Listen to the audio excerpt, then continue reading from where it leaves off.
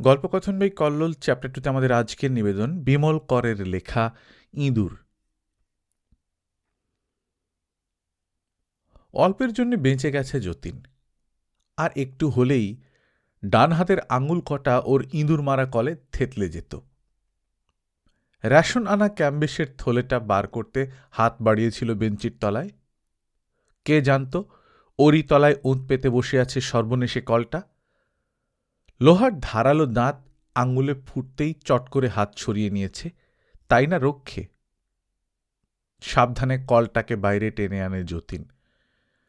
তীক্ষ্ণদন্ত ইস্পাতের যন্ত্রটা হাঁ করে রয়েছে। সদ্য ধার দেওয়া অর্ধচন্দ্রাকার দুটো করাতের ফলা শিকার ধরার সম্ভাবনায় তখনও অপেক্ষমান। কই শুনছ? শীঘ্রই একবার এদিকে এসো তো। রুক্ষ গলায় হাঁক পাড়ে যতীন। সামনের দালানে বসে বাসি রুটিগুলো ডালদায় ভেজে নিচ্ছে মলিনা। বসে বসেই উত্তর দেয়, আমার হাত জোড়া, কি বলছো বলো। এখান থেকে বললে যদি হবে, তবে তোমায় সোহাগ করে ডাকছি কেন? ঘরে এসে সচক্ষে তোমার কাণ্ডটা একবার দেখে যাও। যতীনের তাগিদ গ্রাহ্যের মধ্যেই আনে না মলিনা। পরিপাটি করে স্বামীর জলখাবারের থালা গুছোয়। ডালদায় লালচে করে ভাজা খান চারেক বাসি রুটি, 2 টুকরো বেগুন ভাজা, একটু গুড়। স্বামীর দিকে জলখাবারের থালাটা এগিয়ে দিয়ে মলিনা বলে, অমন করে হাঁক পাচ্ছ কেন? হয়েছে কি? হয়নি, তবে আরেকটু হলেই মোক্ষম একটা কিছু হতো।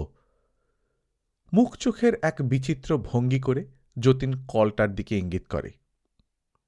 মেঝের দিকে তাকিয়ে মলিনা একটু অবাকই হল হয়তো। ওটা আবার টেনে বের করতে গেলে কেন? না, বার করব কেন? ভেতরে ঢুকিয়ে রেখে দিই, তারপর আমার আঙুল কটা উড়ে যাক, না হয় তোমার পায়ের গোড়ালি।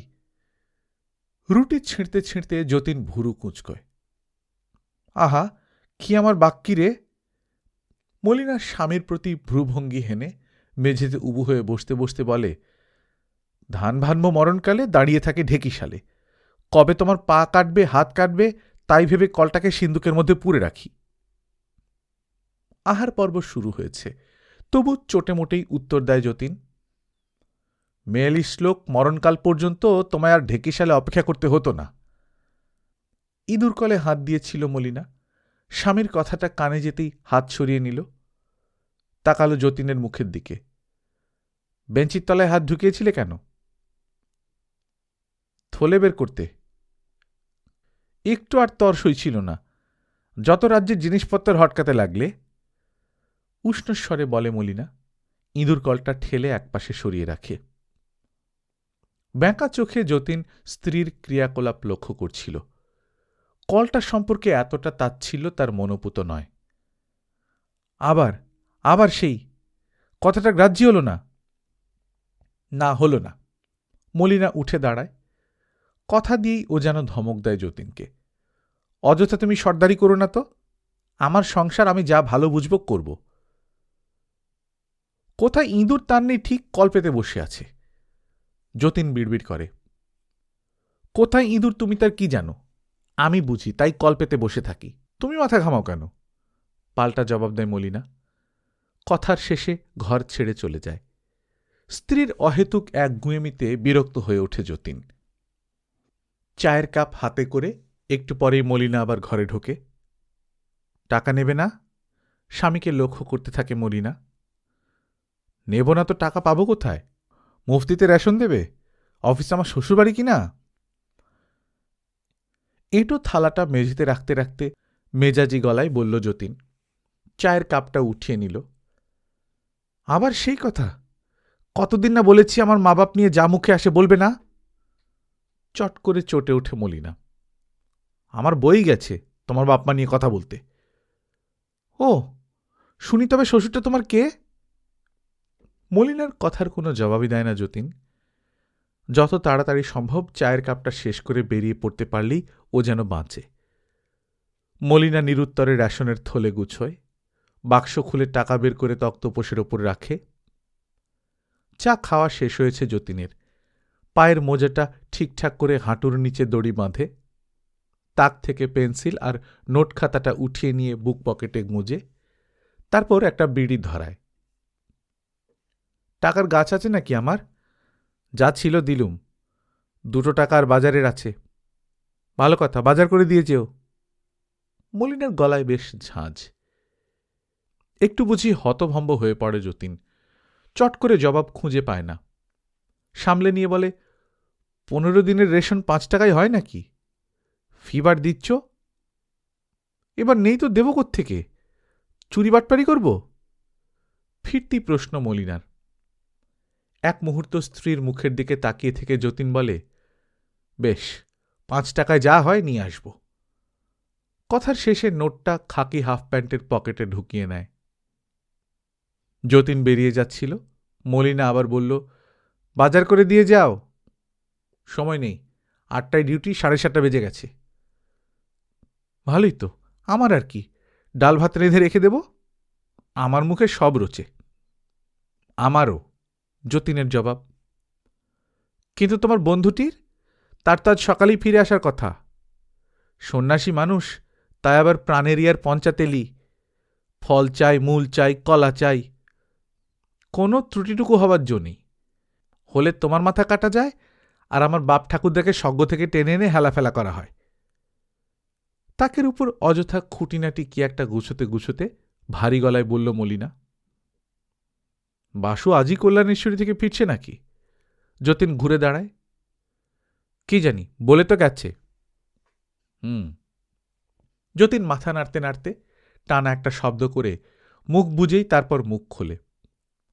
আমার সময় নেই, যা হয় করো। দালানে নেমে যতীন তার ঝরঝরে সাইকেলটার চাকা পরখ করছে, দেখছে পাম্প আছে কিনা। শুনল ঘর থেকে তাকে শুনিয়ে শুনিয়ে মলিনা বলছে, করব আবার কি, আমি কিচ্ছু করব না। রোজ রোজ পরকে পায়ে ধরে সেধে বাজার আনাবো? আমি আর কাউকে সাদাসাদি করতে পারবো না। যা আছে ঘরে তাই ফুটিয়ে রেখে দেব। এতে কার পেট ভরল না, কার মন উঠল না, অত আমার দেখার দরকার নেই। যতীন চলে গেল। খোলা দরজা দিয়ে দেখল মলিনা সাইকেলের হ্যান্ডেলে হাত রেখে সেই একইভাবে স্বামী তার প্রস্থান করল। ওর চলে যাবার ভঙ্গিটাই এমন, যা থেকে মনে করা যায় সকালবেলা দাম্পত্য কলহের জের সবটুকুই স্ত্রীর কাছে জিম্মা দিয়ে ও নিজে খালাস পেল, চলে গেল। চারপাশটা লক্ষ্য করল একবার, পরক্ষণেই তাকে দেখা গেল এঁটো বাসন আর কাপ দুটো নিয়ে দালানে রেখে এসেছে। আবার একবার বিছানা ঝাড়ল, ঘর ঝাঁট দিল, জলের নেতা দিয়ে মুছতে লাগল ঘরের মেঝে। বসে বসে উবু হয়েই ঘর মুছছিল মলিনা। বেঞ্চির কাছে আসতেই ইঁদুর মারা কলটা আবার তার চোখে পড়ে। ঠিক আগের মতোই মুখ বাদান করে বসে আছে যন্ত্রটা। হাতের কাজ থামিয়ে মলিনা এক মনে তাই দেখে। এই নিয়েই তো যত গণ্ডগোল, মলিনা ভাবছিল। অফিস যাবার আগে অযথা কথা কাটাকাটি। যতীন হয়তো রাগ মনেই পুষে রাখল। অফিসে একটা কেলেঙ্কারিও বাধাতে পারে, চাই কি দুপুরে হয়তো খেতেই আসবে না বাড়িতে। এমন ঘটনা মাঝে মাঝে হয়েছে বইকি। বাড়িতে কিছু বলেনি যতীন, ওর মুখ দেখে বুঝবার উপায় ছিল না। রাগের আঁচে তেতে আছে তার মন। মলিনা বসে আছে তো বসেই আছে। দুপুর গেল, বিকেল গেল, সেই সন্ধ্যের গোড়ায় সাইকেল ঠেলতে ঠেলতে ফিরল যতীন। শুকনো মুখ, রুক্ষ চুল, চোখ বসে গেছে। কোথায় ছিলে? কেন দুপুরে খেতে আসনি? কি খেয়েছ?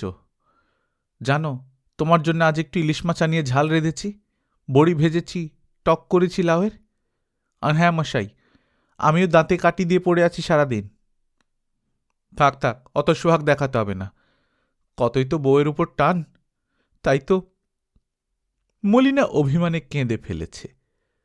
তখন যতীন ওর কান্না থামিয়েছে, চোখের জল দিয়েছে মুছে, বলেছে, আর কখনো এমন গর্হিত কর্মটি করব না লক্ষ্মীটি, সত্যি বলছি, তোমার দিব্যি। আবার ওরা জোড় বেঁধে থালা সাজিয়ে খেতে বসেছে, গল্প করেছে হিজিবিজি।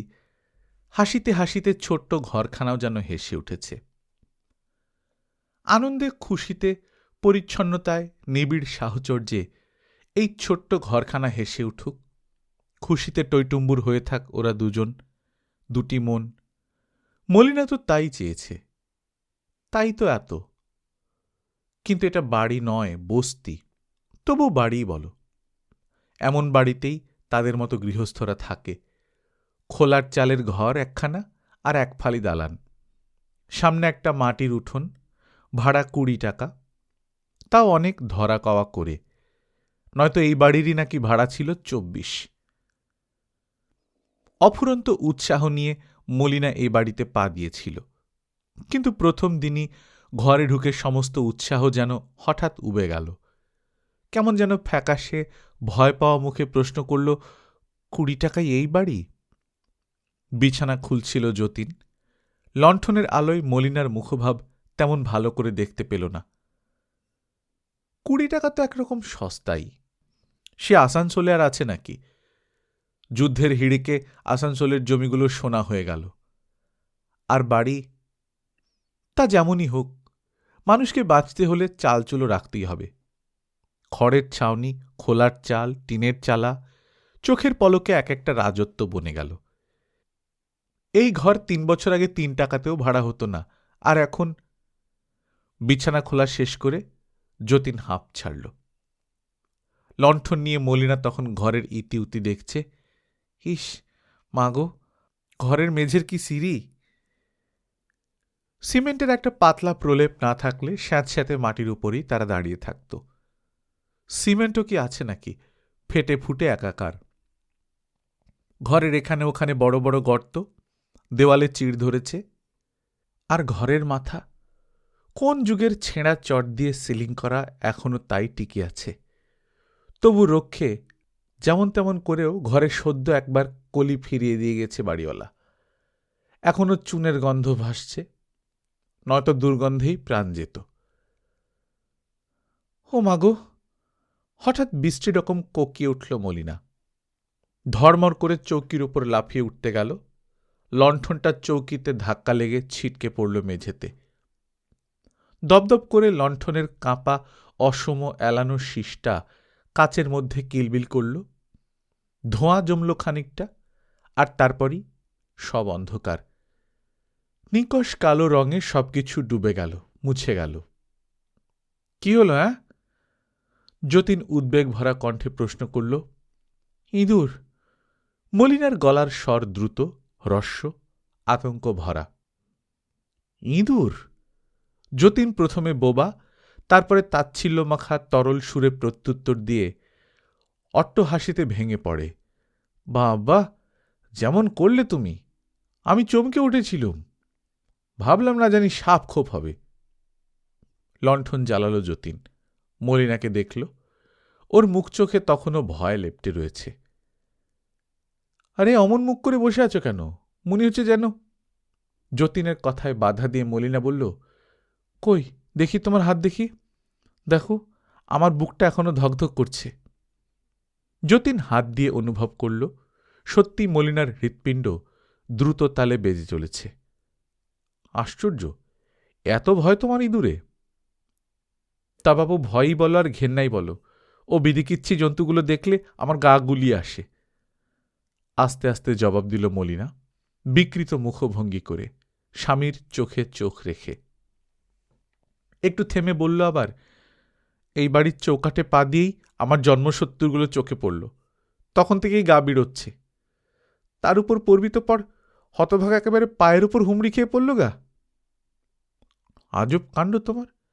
ইঁদুর কোথায় না থাকে? থাক, সারা বিশ্ব ব্রহ্মাণ্ড জুড়ে থাক, আমার ঘরে থাকা চলবে না। দুচক্ষের বিষ আমার। পাঁজি, নোংরা, কুৎসিত। মলিনার ঠোঁট, চোখ, নাক মুখ ঘৃণায় কুচকে কুচি হয়ে উঠল। মুখে যা বলেছিল মলিনা, সেই দিন সেই প্রথম এই বাড়িতে পা দিয়ে অক্ষরে অক্ষরে তা ফলিয়ে ছেড়েছে। প্রথম দিন থেকেই মলিনার সে কি অসাধ্য সাধন। মেঝেতে কোথায় গর্ত, দেওয়ালে কোন কোণে ফাটল, দালানে জঞ্জাল জড়ো করা কেন?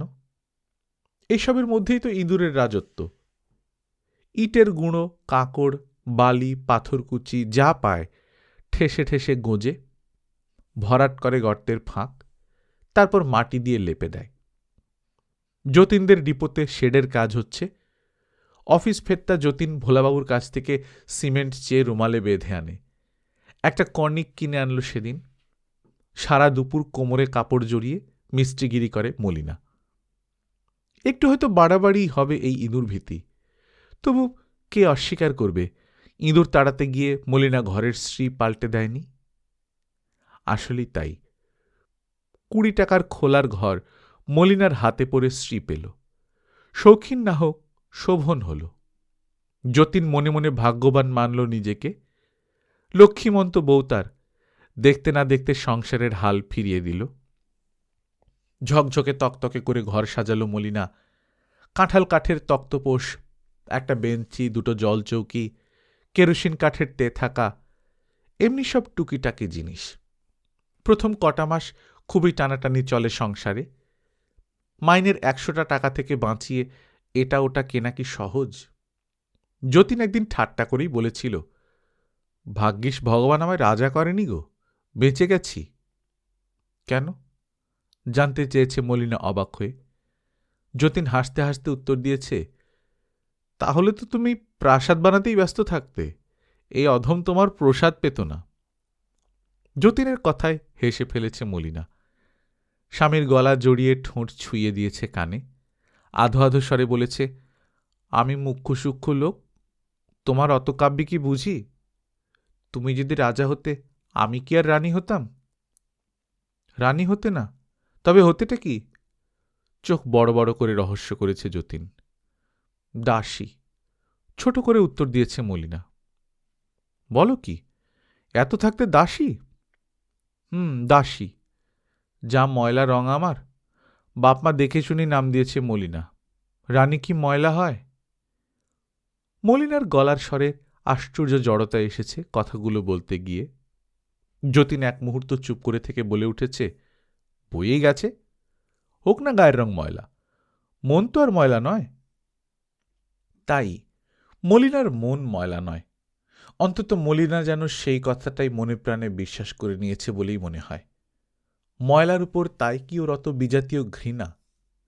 নোংরা যা কিছু, কুৎসিত দর্শন যেখানে যা আছে, বিকৃত বিভৎস যা, চোখকে যা পীড়া দেয়, মনকে অসুস্থ করে, মলিনার কাছে তা অসহ্য।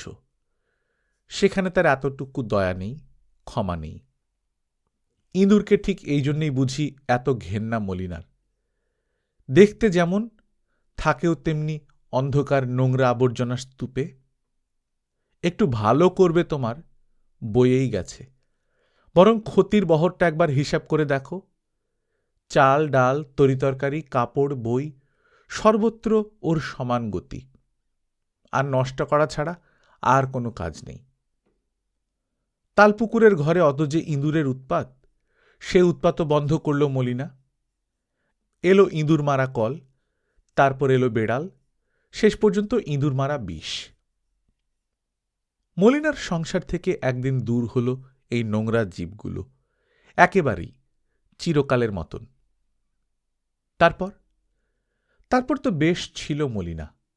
হঠাৎ আজ কদিন থেকে মন কেমন করে যেন একটা ইঁদুর আবার এসে পড়েছে। শব্দ শুনেছে মলিনা, বুঝতে পারছে, কিন্তু কই দেখতে তো পায় না, ধরতেও পারে না কিছুতেই। কে? মলিনা চমকে উঠল। কে যেন ডাকল। ধড়মড় করে উঠে দাঁড়ালো মলিনা, হাতে তার ইঁদুর কল। দরজার কাছে সরে আসতেই উঠোনে যে দাঁড়িয়ে আছে তার সঙ্গে চোখাচোখি হয়ে গেল মলিনার। মুণ্ডিত মস্তক, গৈরিক বাস, দীর্ঘদেহ এক মূর্তি, সর্বাঙ্গে রোদ আর তপ্ততা নিয়ে দাঁড়িয়ে। ফিরলাম কল্যাণেশ্বরী থেকে। উঠোন থেকে স্বর ভেসে আসে। সব যে বড় চুপচাপ। যতীন কই, অফিসে বেরিয়ে গেছে? বাসুদেব উঠোন থেকে দালানে উঠে আসে। মলিনার হাত থেকে কলটা পড়ে যায়, একেবারেই পায়ের কাছে। শব্দ কানে যেতেই ও সম্বিত ফিরে পায়। পায়ের দিকে নজর পড়তেই দেখে মাটিতে কলটা পড়ে রয়েছে। করাতের ফলার মতো মুখ দুটি বন্ধ। তাড়াতাড়ি মাথায় কাপড় টেনে মলিনা বলে, আসুন, আপনার বন্ধু তো অনেকক্ষণ হলো বেরিয়ে গেছে। দুপুরবেলায় খেতে এলো যতীন, রোজ যেমন আসে। ঘরে পা দিতেই বাসুদেবের সঙ্গে দেখা। বন্ধুর মুখের দিকে তাকিয়ে যতীন যেন আকাশ থেকে পড়ল। করেছিস কি রে, হ্যাঁ? মাথা কামিয়ে এলি কল্যাণেশ্বরী থেকে? নিজের মাথায় নিজেই হাত বুলিয়ে বাসুদেব হাসল। খারাপ দেখাচ্ছে? না, খারাপ হবে কেন? একেবারে মঠের মহারাজের মতো দিব্যি দেখাচ্ছে। ঠাট্টা করে যতীন। দীক্ষা নিলুম কিনা তাই। গায়ের জামাটা আলনায় টাঙিয়ে যতীন ঘুরে দাঁড়ায়। দীক্ষা? আস্তে আস্তে মাথা নাড়ে বাসুদেব, চুপ করে থাকে, হাসে মুচকি মুচকি। বন্ধুর হাসির অর্থভেদ করতে না পেরে যতীন বলে, দাঁড়া, মাথায় 2 ঘটি জল ঢেলে নি, তারপর তোর দীক্ষা নেওয়ার কথা শুনছি। স্নান সেরে খেতে বসল যতীন, পাশে বাসুদেব। মলিনা বাসুদেবের সামনে থালা সাজিয়ে দিয়ে গেল পরিপাটি করে। তারপর স্বামীর। আরেক দফা অবাক হবার পালা যতীনের। ব্যাপার কি? আমি ভাত, তুই রুটি? যতীন বাসুদেবের পাতের দিকে দৃষ্টি রেখেই প্রশ্ন করল। আমি নিরামিষ আর তুই আমিষ। আমার পাতে দুধ কলা, তোর পাতে কিন্তু ভাই কাঁচকলা। বাসুদেব উচ্চগ্রামে হাসে। ততক্ষণে মলিনা সামনে এসে দাঁড়িয়েছে। খেতে খেতে বাসুদেব বলে, আজ পূর্ণিমা, ভাত খাওয়া নিষেধ। কার নিষেধ? তোর গুরুদেবের? যতীন চোখ তুলে তাকায়। না, নিজে থেকেই খাই না। বাসুদেব আর চোখে মলিনার দিকে তাকাল। খেতে বসে গল গল করে ঘামতে শুরু করেছে যতীন। বাসুদেবেরও মুখে ঘাড়ে ঘাম জমে উঠেছে। মলিনা চুপটি করে দাঁড়িয়ে দাঁড়িয়ে তাই দেখে। যতীনের খোলা গায়ে ঘামের প্রাবল্য একটু বোধহয় দৃষ্টিকটুই হবে, অথচ তারই পাশে বসে বাসুদেব। ধবধবে ফর্সা গোলগাল মুখের ছাঁদ লোকটার। কপালটাও তেমন চওড়া নয়, ভরাট গলা। ঘাম জমেছে ফোঁটা ফোঁটা সারা মুখ ভরে। ভিজে চন্দন দিয়ে মুখের তিলক আঁকলে বুঝি এরকমই দেখায়। তোমার পাখা নেই? যতীন মলিনার দিকে তাকিয়ে প্রশ্ন করে। কি যেন ভাবছিল মলিনা, স্বামীর কথা কানে যায়নি। জিজ্ঞাসু দৃষ্টি মিলে সে তাকিয়ে থাকে। কি, পাখা নেই? যতীন আবার জানতে চায়। মলিনা ঘর থেকে পাখা নিয়ে আসে। জোরসে একটু বাতাস করো তো। খাবো কি, ঘেমেই মলুম, যা ভ্যাপসা গরম। ভিজে গামছায় বুক মুছে যতীন বললে, কাল কল্যাণেশ্বরীতে বৃষ্টি হল। বাসুদেবও কপালের ঘাম মোছে। পাহাড়ি জায়গা তো, ওখানে তুই এত গরম পাবি না। কই, দিনের বেলা আর কম কি, রাত্রিরে অবশ্য ঠান্ডাই। কোথায় ছিলি রাত্রিরে? মন্দিরে। বেশ লাগলো, এক সাধুর সঙ্গে দেখা। কথাবার্তা বললাম অনেকক্ষণ। বয়স হয়েছে তার। আশ্রম আছে দেওঘরের দিকে। গৃহী অথচ সাধু, আশ্চর্য। বাসুদেব কেমন যেন আনমনা হয়ে ওঠে। ব্যাস, আর কি? সাধু মানুষ, বয়স হয়েছে, আশ্রম আছে, তুই একেবারে গলে গেলি। যতীন জোরে হেসে উঠল। দীক্ষাটাও চট করে নিয়ে নিলি, কি বল? বাসুদেবর স্বভাব মতো মুচকি হাসি হেসে মাথা নাড়ল। ওর আশ্রমে আপনার একটা জায়গা হল না? মলিনার ঠোঁট কুঁচকে হাসল। মলিনার মুখের হাসি তার কণ্ঠস্বরের তীক্ষ্ণতা ঢাকতে পারল না। বাসুদেব আবার আর চোখে তাকাল, তেমনিভাবেই মাথা নাড়ল আবার। না, আমি তো জায়গা খুঁজিনি। খুঁজলেই পারতেন। আশ্রম না হলে সন্ন্যাসীদের মানাবে কেন? হাতের পাখা জোর হয়ে ওঠে মলিনার। আশ্চর্য, এত জোরে বাতাস করছে মলিনা, তবু যতীন ঘামছে। বাসুদেবের মুখের ঘাম কিন্তু শুকিয়ে গেছে। আমি তো সন্ন্যাসী নই, বাসুদেব আস্তে আস্তে বলল। সন্ন্যাসী নন তো গেরুয়া পরেন কেন? মলিনার রুক্ষ দৃষ্টি বাসুদেবের দৃষ্টির সঙ্গে মিলে যায়। এমনি ভালো লাগে তাই। সুবিধেও কম নয়। বেনি টিকিটের ট্রেনে চড়ি, কারুর বাড়িতে গেলে দুবেলা অন্নও জুটে যায়, এও প্রণাম করে, 2-4 পয়সা দেয়। মন্দ কি? দিন তো চলে যাচ্ছে।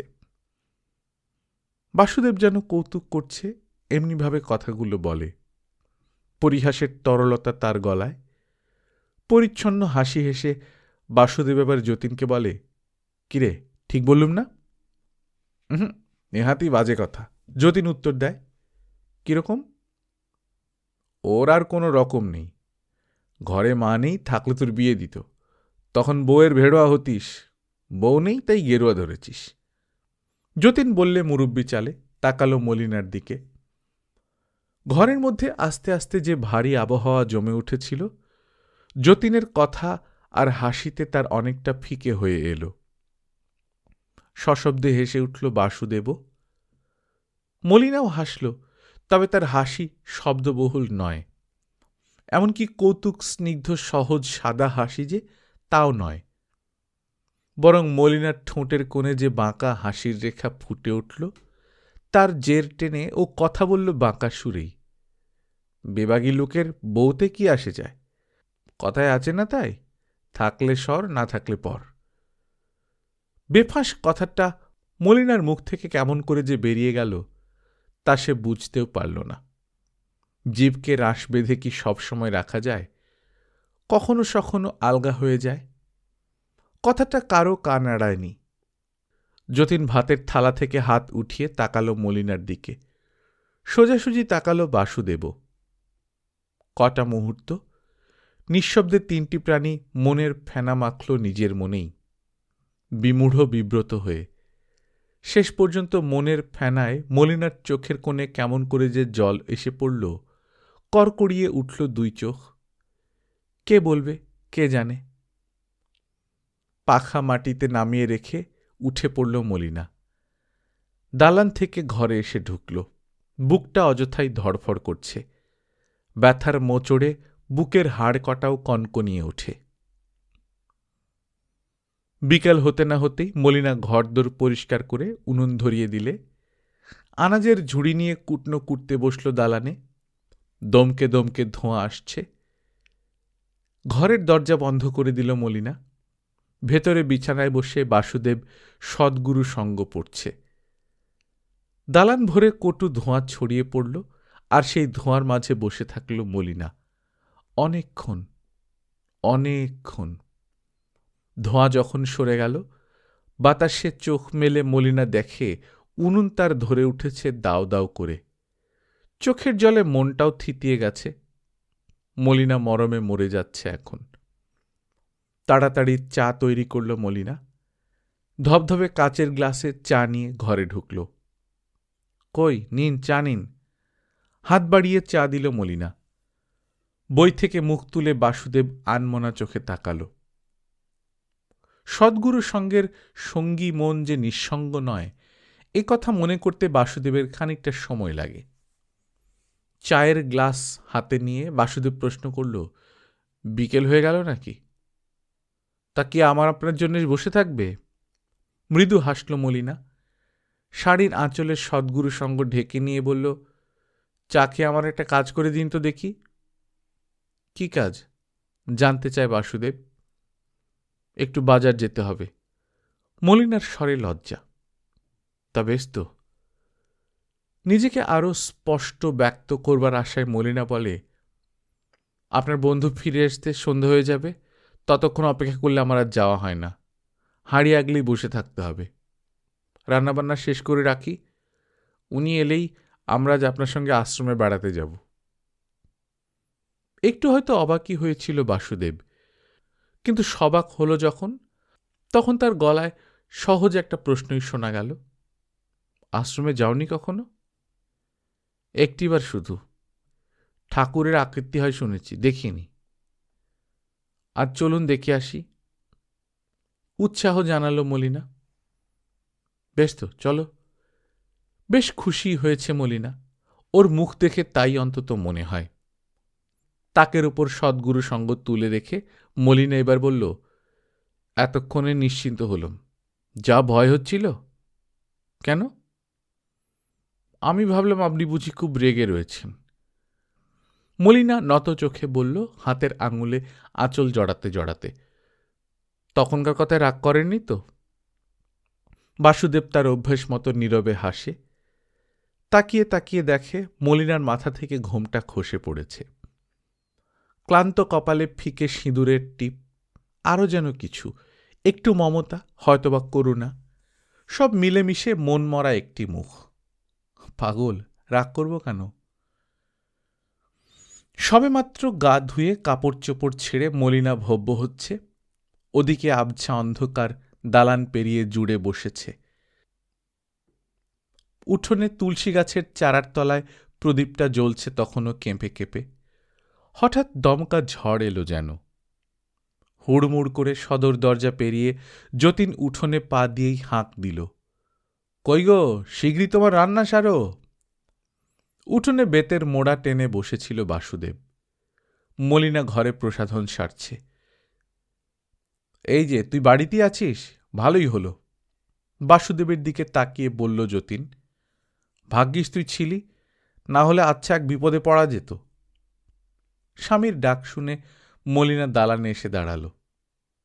স্ত্রীর দিকে এক লহমা তাকিয়ে যতীন বলল, চট করে তোমার রান্নাটা সেরে নাও তো, দুটো মুখে দিয়ে বেরিয়ে পড়ি, সারা রাত ট্রেনের ধকল সইতে হবে। ভালো কথা, আমার ধোয়ানো কাপড় চোপড় বাক্সে আছে না কিছু? মলিনা অবাক হয়ে স্বামীর পানে তাকিয়ে থাকে, বুঝতে পারে না হঠাৎ ধকল সওয়ার কারণ কি ঘটল। একটু ভয়ই হয়, বাড়ি থেকে চিঠি এসেছে নাকি? হঠাৎ ট্রেন, যাবি কোথায়? প্রশ্ন করে বাসুদেব। কলকাতা, দ্রুত উত্তেজনা ভরা গলায় বলতে থাকে যতীন। অফিসে চিঠি এসেছে, আমাদের 5 টাকা করে ডিয়ারনেস বেড়েছে এপ্রিল মাস থেকে। গত এপ্রিল থেকে এই এপ্রিল পাক্কা 1 বছর 5 টাকা করে পাব, মানে তো 60 টাকা। অনিলবাবুকে দিয়ে আজই বিল করিয়ে নিয়েছি। সাহেবও সই করে পাশ করিয়ে দিয়েছে। কাল হেড অফিসে পৌঁছে বিলটা দেব, আমাদের টাকা নেব, আর ব্যাস রাত্রে ট্রেনে উঠব। ভাগ্যিস তুই ছিলি, নয়তো কি আর একা বউ ফেলে যাওয়া যেত? কইয়া একটু চা খাওয়াবে না? আর হ্যাঁ, কথা বলছো না যে, কাপড় চোপড় নেই? আছে, মলিনা থমথমে গলায় বললে। ফিরে গিয়ে নিবে আসা উনুনে চায়ের জল চড়াচ্ছে। শুনল বাসুদেব বলছে, দেখ তো কাণ্ড, আমি কোথায় ঠিক করে রাখলাম কাল সকালে যাব, তা তুই সব ভেস্তে দিলি। কাল সকালে তুই যাবি? কোথায় যাবি? কোথায় তা কি আর ঠিক করে রেখেছি? তবে কালই বেরিয়ে পড়েও ঠিক করে রেখেছিলাম।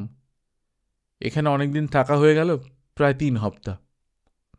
আরে নে তোর 3 হপ্তাহ, যাবি যাস না, আমি তোকে আটকাচ্ছি? কালকে 3টা থেকে যা, পরশুদিন সকালে আমি ফিরে আসছি, তারপর যাস।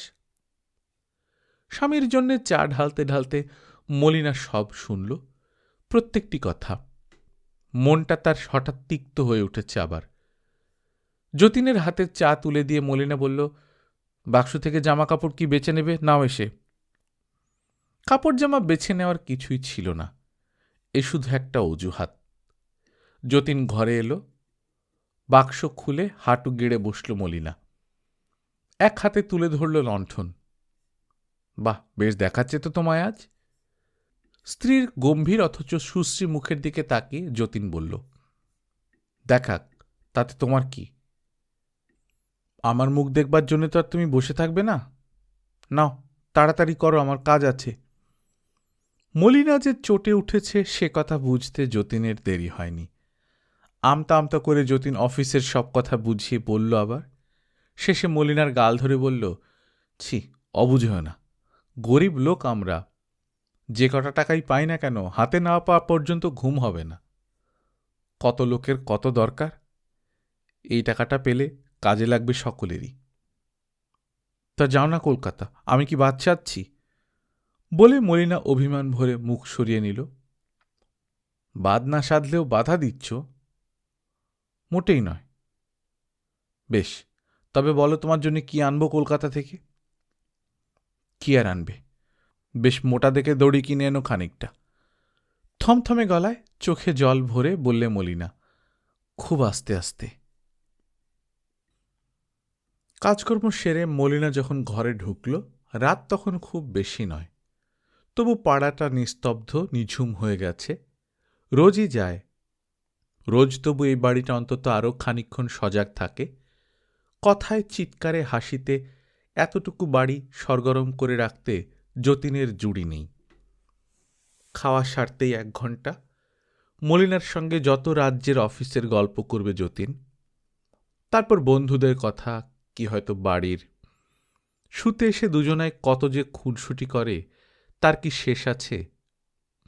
বাতি নিবিয়ে বকবকমের শেষ হতে কি বা এমন কম রাত হয়? আজ সব চুপ। অনেকক্ষণ হলো যতীন চলে গেছে। এতক্ষণে গাড়ি হয়তো স্টেশন ছেড়ে চলে গেল।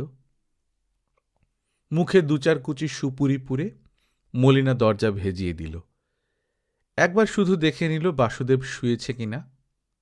না, বাসুদেব এখনো শোয়নি। উঠোনে দড়ির খাটিয়ার উপর চুপ করে বসে আকাশের দিকে তাকিয়ে গুনগুন করে কি যেন গাইছে। কীর্তনের সুরের মতোই কানে লাগে।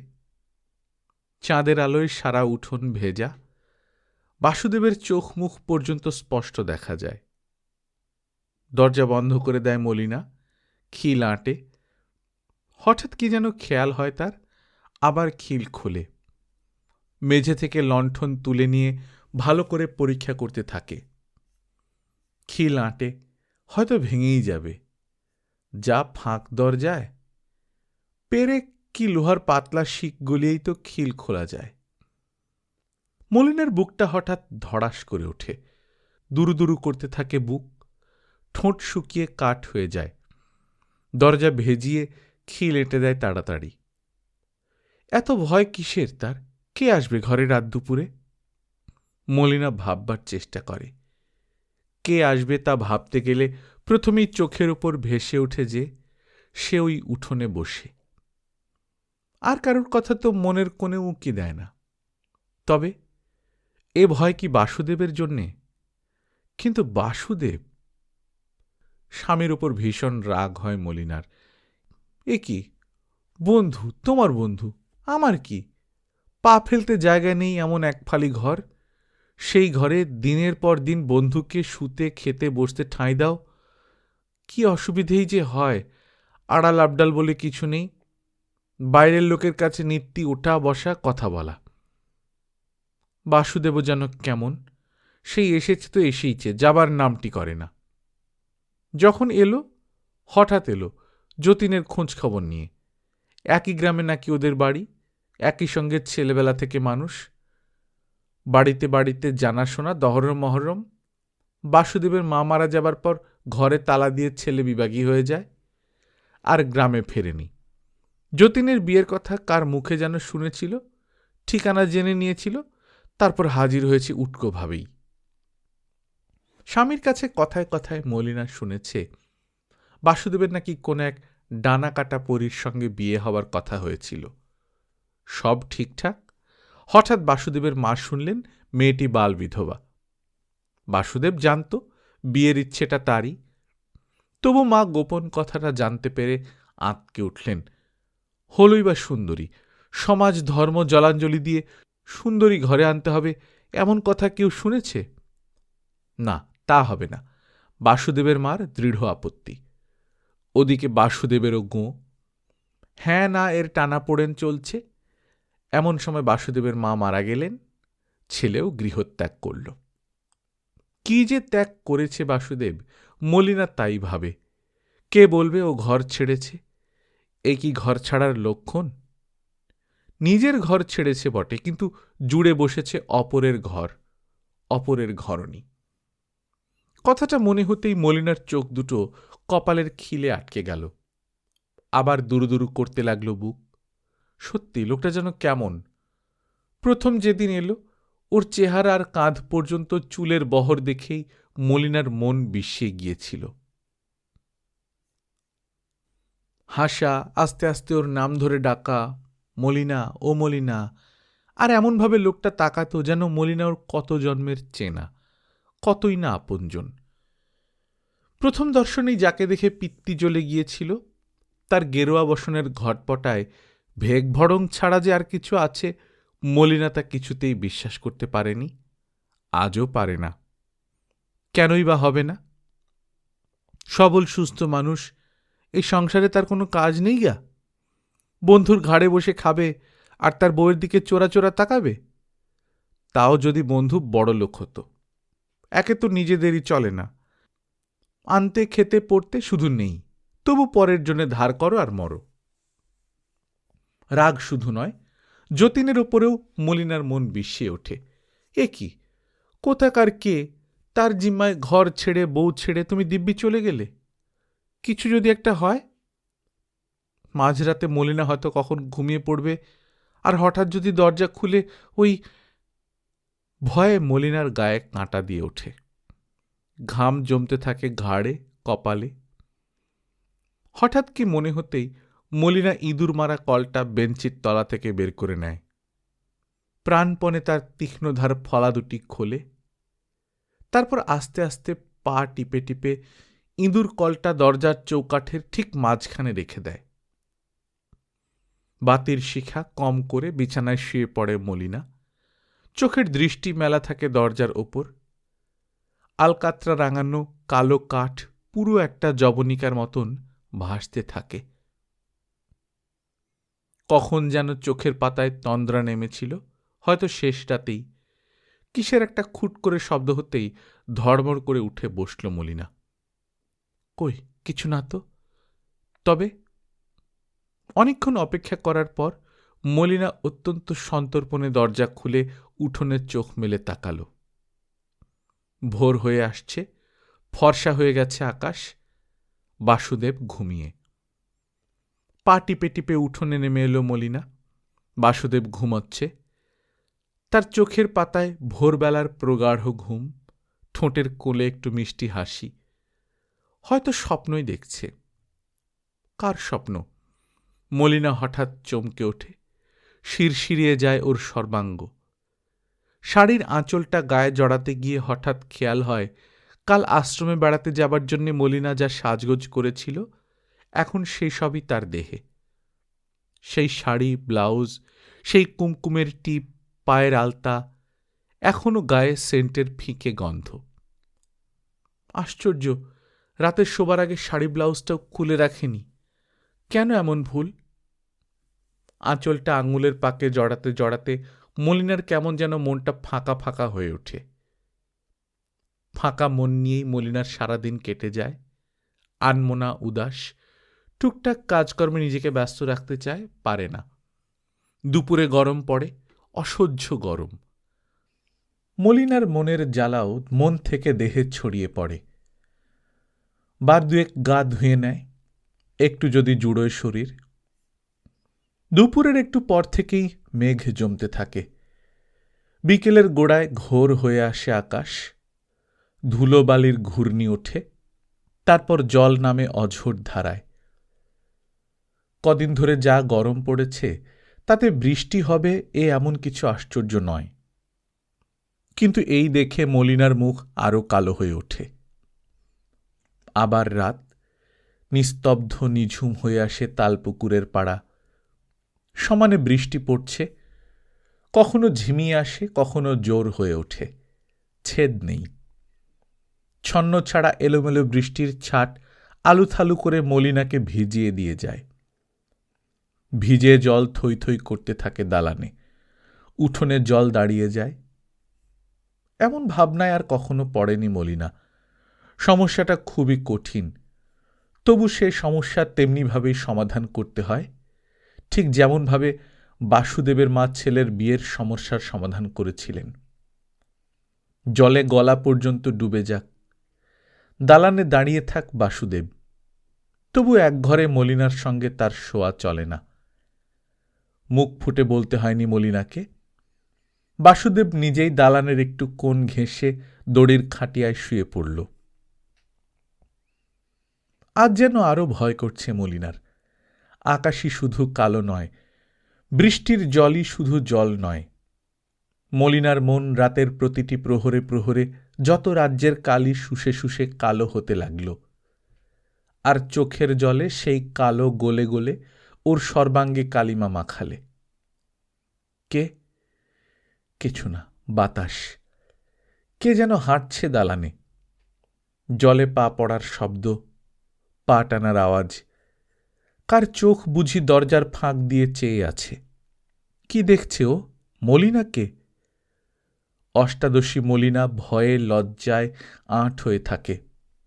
ধুকপুক করে বুক, হাত পা কাঁপে, অবশ হয়ে আসে। কত রাত এখন? গভীর রাত নিশ্চয়ই। যতীন নেই। কলকাতায়। না, কলকাতায় নয়, গাড়িতে। বাড়ি ফিরছে যতীন। পকেটে টাকা। মলিনা আরও কটা টাকা জমাবে এবার। বাঁচিয়ে বুঁচিয়ে লুকিয়ে এ কমাসে প্রায় গোটা 30 টাকা জমিয়েছে। এবার যদি আরও কিছু জমায়, ভারী দুটো কানবালা গড়াবে মলিনা। বড় শখ তার। কিংবা একটা সেই শাড়ি কিনবে পূর্ণিমার মতন। কিন্তু যতীন যদি তাকে টাকা না দেয়, যদি পুরো টাকাটাই পাঠিয়ে দেয় তার বাবাকে গলসিতে, না, তা হবে না। পাঠিয়ে দেখুক যতীন। যাচ্ছে তাই ঝগড়া করবে মলিনা এবার। বিয়ে করেছ, কচি খোকাটি নও, তবু বউয়ের জন্য দরদ নেই তোমার। শুধু দুবেলা দুটি ডাল ভাত আর মিষ্টি কথা। একটা পয়সাও যদি হাত তুলে দিয়ে থাকে কখনো, একটা কিছু কিনে থাকে নিজে শখ করে। কষ্টে সৃষ্টে যা বাঁচাবার মলিনাকে বাঁচাতে হয়েছে লুকিয়ে চুরিয়ে। চুরি কথাটা মনে হতেই মলিনার বুকটা ধক করে ওঠে। চুরি ছাড়া কি? চুরি বলে একে। যতীন জানে না মলিনা লুকিয়ে টাকা জমায়, লুকিয়ে এটা ওটা কেনে। হোক না তার 2-4 আনা কি 2-1 টাকা। কালো যাবার সময় যতীন চেয়েছে রেশন আনতে, চেয়েছে কলকাতা যাবার সময় 2-4 টাকা ট্রেনে হাত খরচের জন্যে। মলিনা দেয়নি, বলেছে টাকা কই, কোথায় পাব? শেষ পর্যন্ত যতীন বাসুদেবের কাছ থেকে কটা টাকা নিয়ে গেছে। বাসুদেব, এই লোকটাকেও আজ 3 হপ্তাহ ধরে চব্যচুষ্য খাওয়াতে হচ্ছে।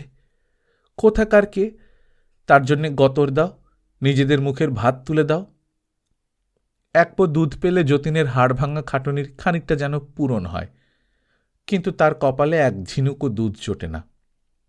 অথচ বাসুদেবের বেলায় দুধ চাই কেন? কে তার বাসুদেব? যতীনই বা কে? যতীনের বাবা মাই বা কে মলিনার? মলিনা কি তার স্বামীকে দুধ খাওয়াতে পারে না?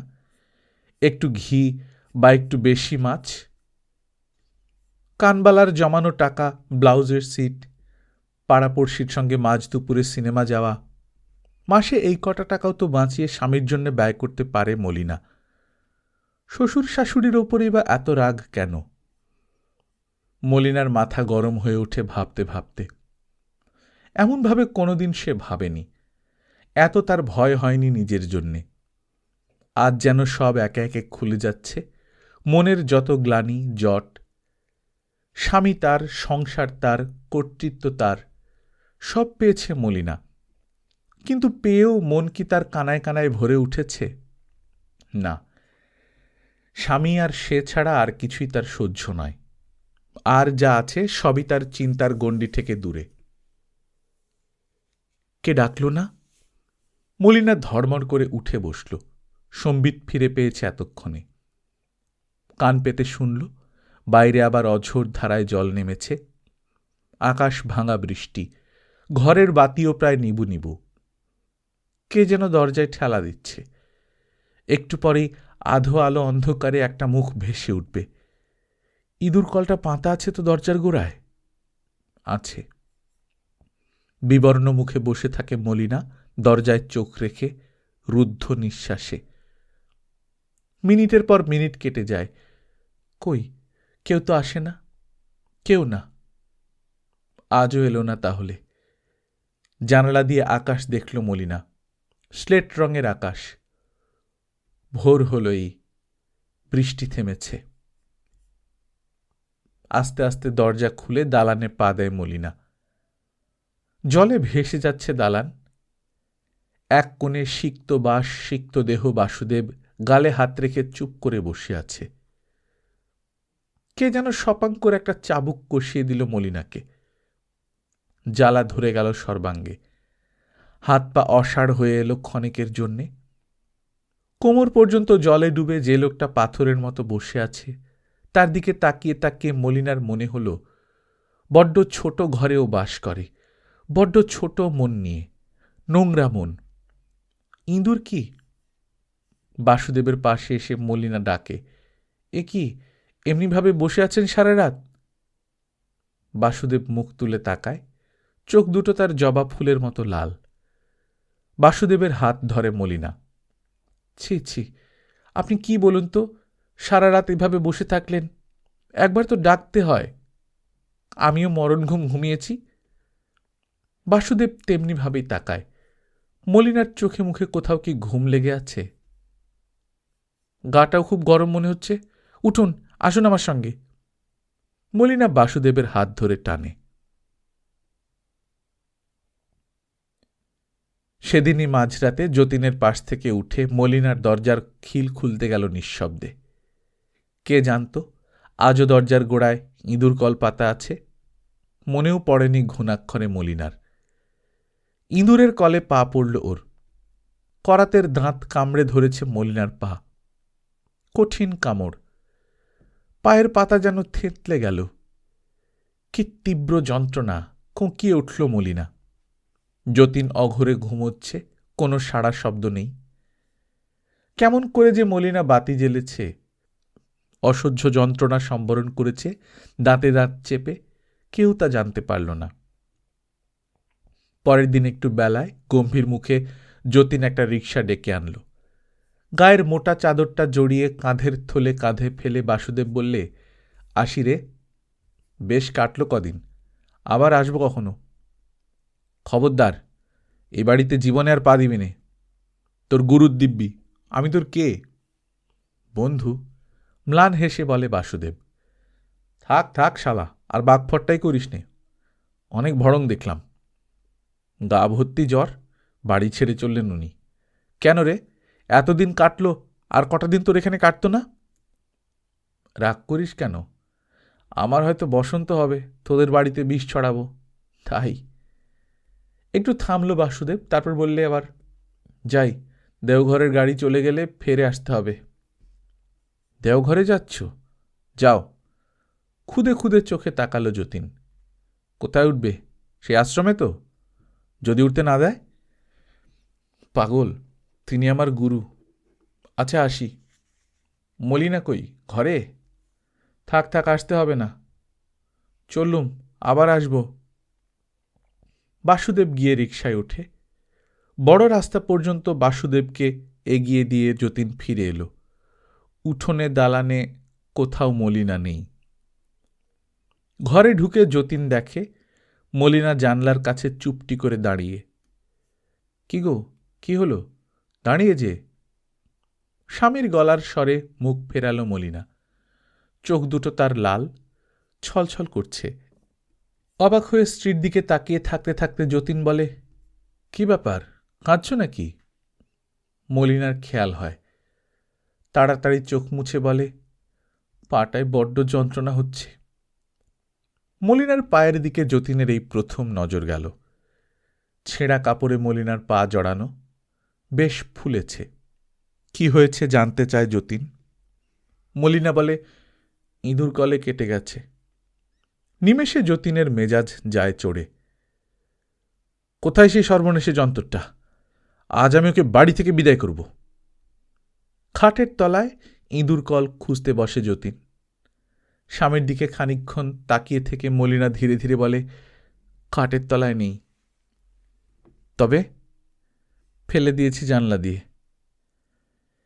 চমক লাগে যতীনের। দাঁড়িয়ে উঠে সন্দিগ্ধ কণ্ঠে প্রশ্ন করে, সত্যি? আস্তে আস্তে মাথা নাড়ে মলিনা, বলে, হ্যাঁ সত্যি।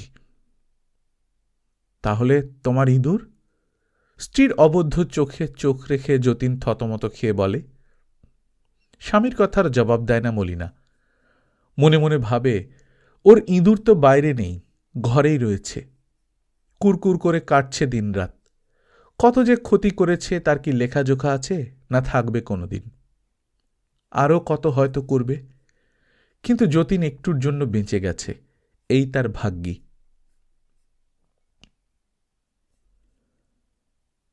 গল্পকথন বাই কল্লোল চ্যাপ্টার 2তে আপনারা শুনছিলেন বিমল করের লেখা ইঁদুর। আমরা নিয়মিত গল্প পাঠ করে শোনাচ্ছি। আপনারা যারা প্রথমবারের মতো শুনছেন, কাইন্ডলি সাবস্ক্রাইব করে নেবেন। গল্প পাঠ ভালো লাগলে বন্ধুদের সাথে শেয়ার করবেন।